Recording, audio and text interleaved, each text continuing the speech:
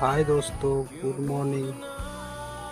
हम सोचते हैं कि इंसान ही ज़िंदगी में तकलीफ़, दुख झेलता है, मगर देखिए यहाँ पर तो जानवर, पशु पक्षी सभी अपनी ज़िंदगी में तकलीफ़, दुख झेलते हैं। इसका एक पैर नहीं है, देख सकते हैं आप, फिर भी कितना ये अपनी ज़िंदगी में स्ट्रगल कर रही होगी। बताइए, इंसान को तो बचाने के लिए इंसान है, मगर इसको बचाने के लिए कौन है?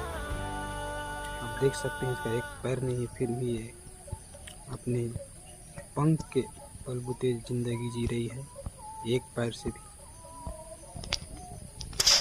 इसलिए इंसान को हमेशा हार नहीं मानना चाहिए, जो भगवान ने दिया है उसे स्वीकार करना चाहिए।